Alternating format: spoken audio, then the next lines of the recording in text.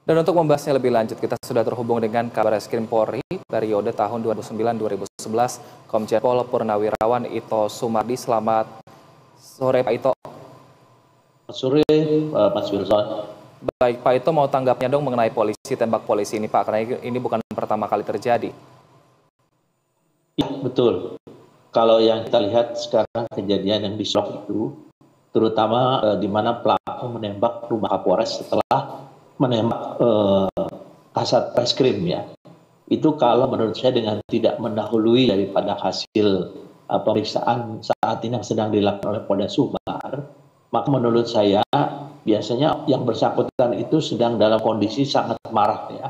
Sangat marah, kenapa demikian? Ini menurut analisa saya, karena yang bersangkutan itu kan merasa bahwa yang selama ini dilindungi, yang di backing yaitu tambang ilegal, kemudian diperintahkan langsung untuk dilakukan penertiban oleh Kasat Reserse.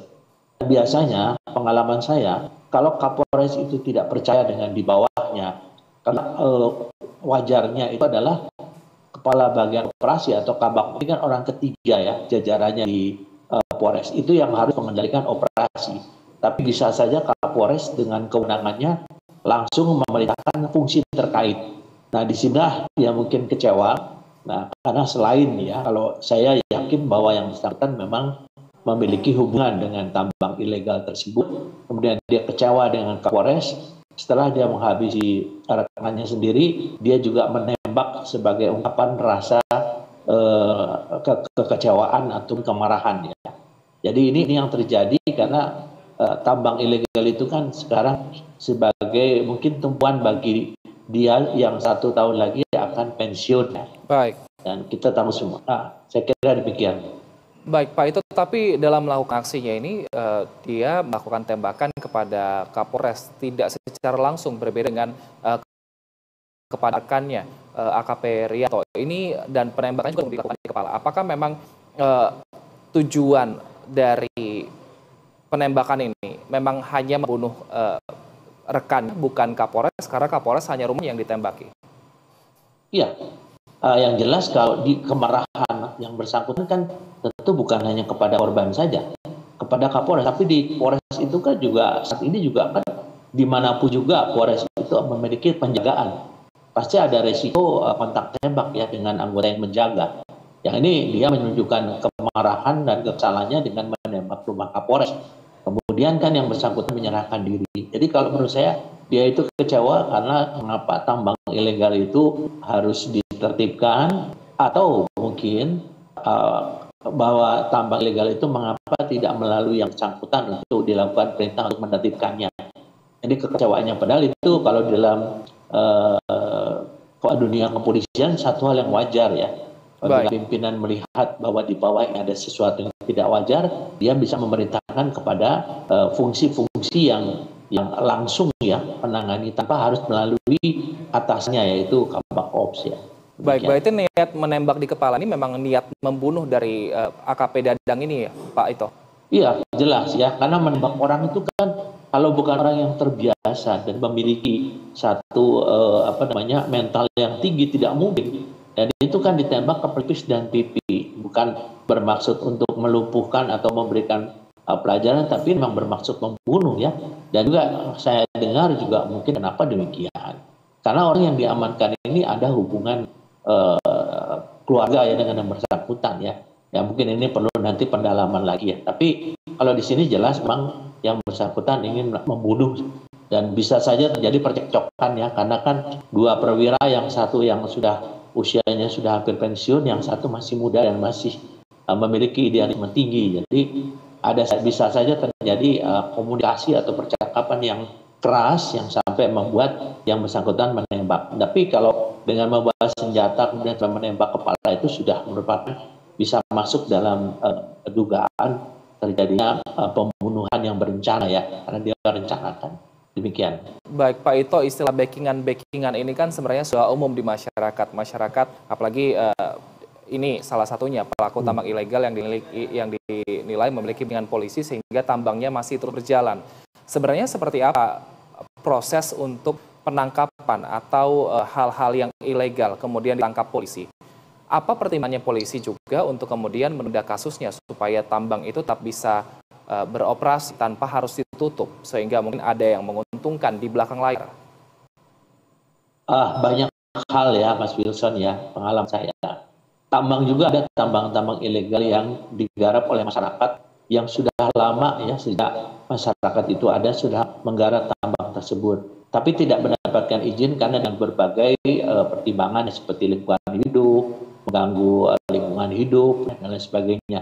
Nah, untuk menertibkan tambang-tambang ini memang berat ya bagi kepolisian karena akan menghadapi masyarakat. Tapi ada juga pihak-pihak mafia-mafia tambang yang memanfaatkan masyarakat ini. Jadi polisi juga dalam melakukan penindakan juga harus berhitung ya, harus memperhitungkan karena apa? Kalau tidak mungkin akan ada ekses daripada masalah sosial ya.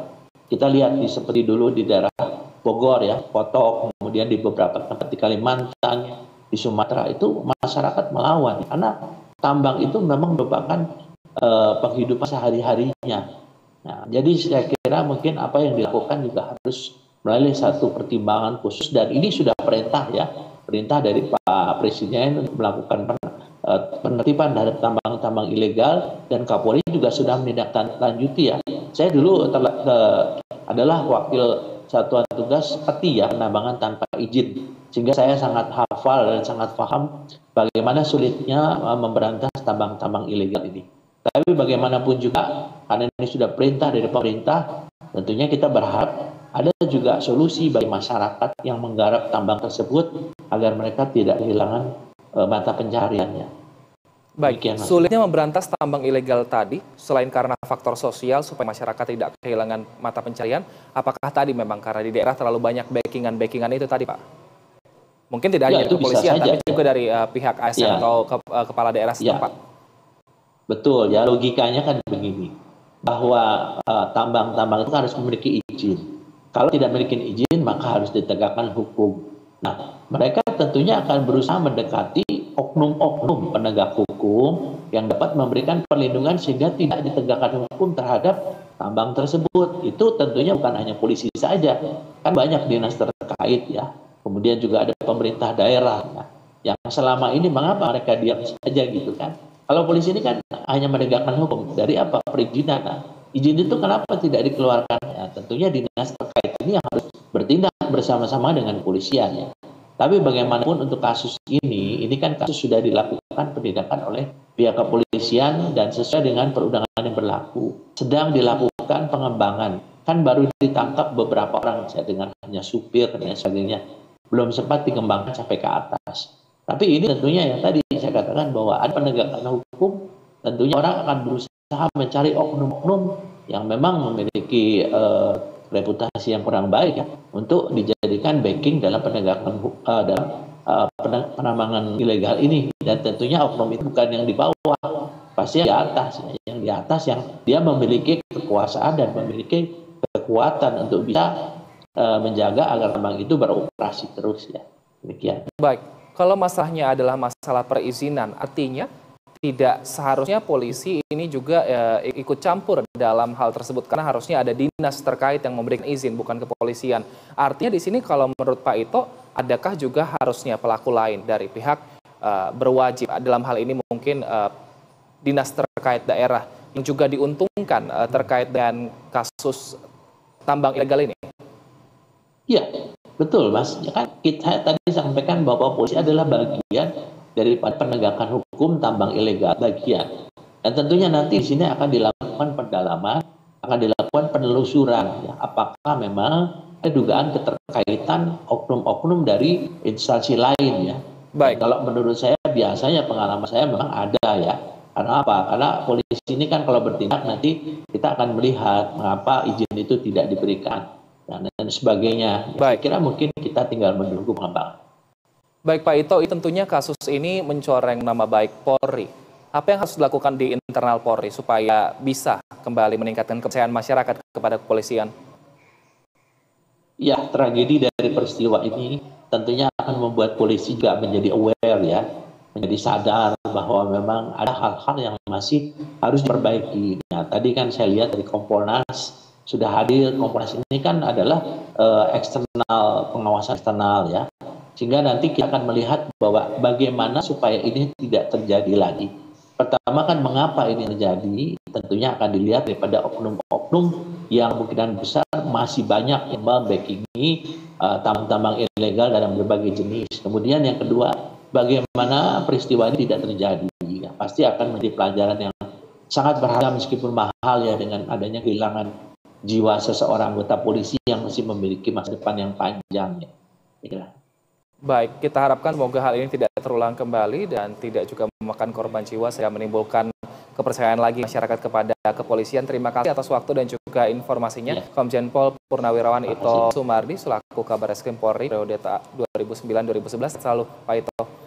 Ya, terima kasih Mas Bujang.